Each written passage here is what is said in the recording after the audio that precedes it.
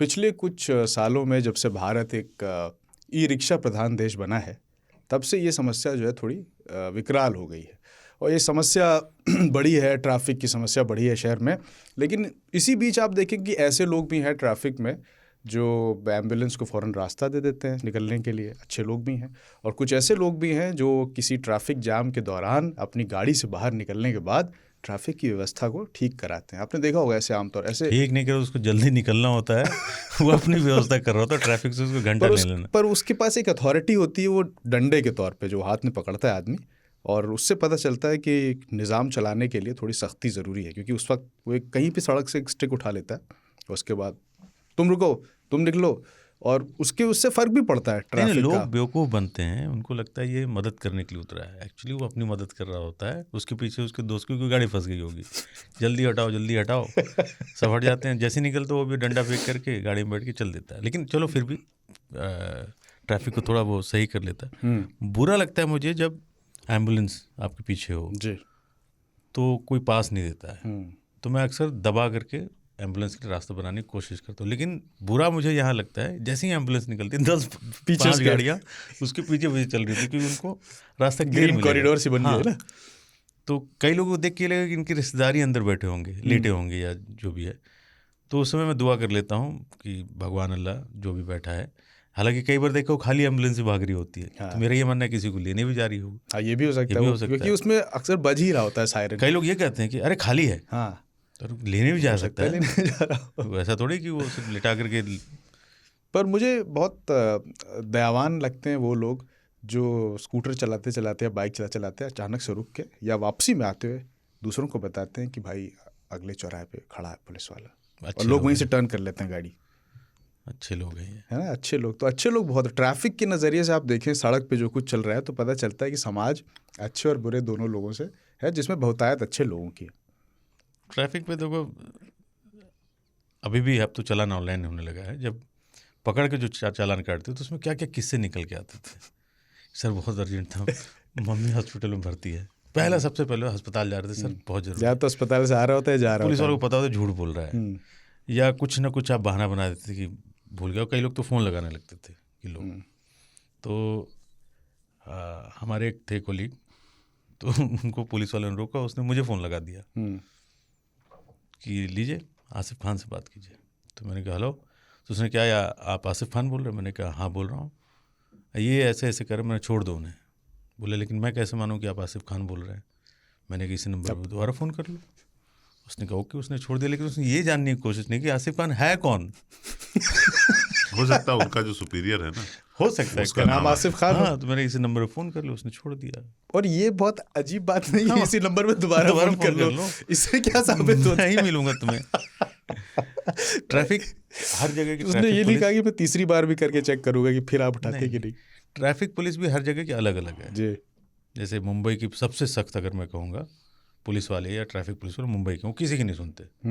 चालान काटना है मतलब काटना। दिल्ली में ज़्यादातर आप बच जाते हैं। बांद्रा के नीचे, हाँ वो आप कह सकते हैं, बांद्रा के नीचे पुलिस वाले अलग होते हैं, बांद्रा के ऊपर अलग होते हैं। वो महाराष्ट्र में आ जाते हैं फिर।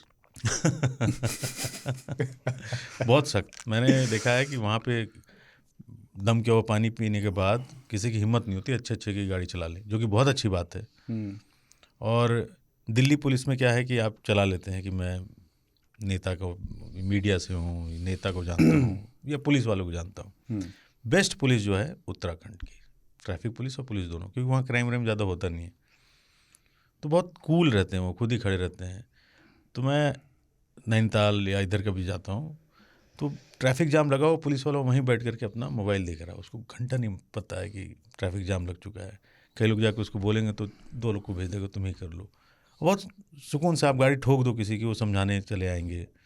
तो हर जगह यूपी में तो फंस में जाइएगा, वो आपका बैंड बजा देगा। मतलब एक बार मैं दुद्धि जैन से ही गया था, तो मार्केट की तरफ निकला, एक पुलिस वाले थे, कांस्टेबल था, उसने बोनट पर डंडा मार के रोका, हेलो, क्योंकि उसको डीएल नंबर लिखा, उसको लगा दिल्ली से आया है। अच्छा। तो बोले चलो चलो थाने चलो। हम कहा थाने क्यों चलना है? तो उसने कहा लोकल हमें सब लोग जानते हैं लेकिन मुझे नहीं, क्योंकि मैं दिल्ली रहता हूँ। थाने चलो। कह रहे यहीं बताओ ना क्या दिक्कत है, मैंने कुछ गलत, रेड लाइट तो है ही नहीं दुद्धि में। और मैंने कोई ट्रैफिक नियम तोड़ा ही नहीं है, कोई ट्रैफिक था ही नहीं वहाँ पे उस तरीके का। उसने थाने बैठ भी गया आराम से, हम थाने में गाड़ी घुसा दिए। तो तेरे बोला SHO साहब से बात करो, तब मेरा दिमाग घुमा कि बदतमीज़ी की हद हो गई है। नंबर था मेरे पास वहाँ के जो SP साहब वगैरह होते हैं, मैंने उनको फ़ोन किया, क्या बदतमीज़ी, को उठा के मुझे थाना ले आया। अरे समझ में नहीं आया होगा इसको। तो उसने कहा नहीं समझ में तो उसी समय आप क्यों नहीं बताया कि आप कौन है। हम क्या, अरे बता देंगे तब तुम मुझे छोड़ोगे। और वैसे क्या करते, बोला नहीं साहब ही बात करते। अब साहब को फंसा दिया अपने, जो वहाँ के SHO थे। मैंने क्या करते अगर मैं किसी को नहीं जान रहा हूँ। उसने कुछ नहीं, बाहर की गाड़ियाँ आती तो हम इंश्योर करते हैं भाई कि यहाँ पे जो पूरा व्यवस्था है वो ठीक रहे। हम क्या व्यवस्था है ठीक रहेगी, मतलब कोई गाड़ी लेके आए तो व्यवस्था ख़राब हो जाएगी आपकी, सिर्फ DL नंबर लगा हुआ है उसके प्लेट पे। उसने कहा छोड़िए जाने दीजिए।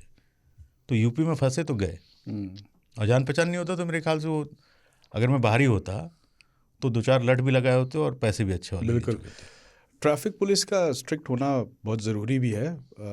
और मुझे याद है कि जब 2007-8 में जब मायावती की गवर्नमेंट थी उत्तर प्रदेश में, 7 से 12 वाले उसमें, तब बहुत स्ट्रिक्ट माना जाता था कि ट्रैफिक रूल्स में ज़रा सा भी वायलेशन हुआ तो ये, तो उस वक्त की एक बात कही जाती, पता नहीं सच है कि झूठ है। तो उसमें कहते हैं कि एक शख्स पुलिस वाले के पास पहुंचा, ट्रैफिक पुलिस वाले के पास, और उसने कहा कि ये साहब ये हमारे कागज़ हैं देखिए। उसने पुलिस देखा, उसने कहा देख लिए सारे सही है कागज़। उसने देखा, उसने कहा हाँ ये DL है, और बोले ये मेरा वो है रजिस्ट्रेशन नंबर है, ये मेरा पोल्यूशन है, और ये सब है, इंश्योरेंस है। उसने कहा हाँ ठीक तो है, पर तुम्हारी गाड़ी कहाँ है?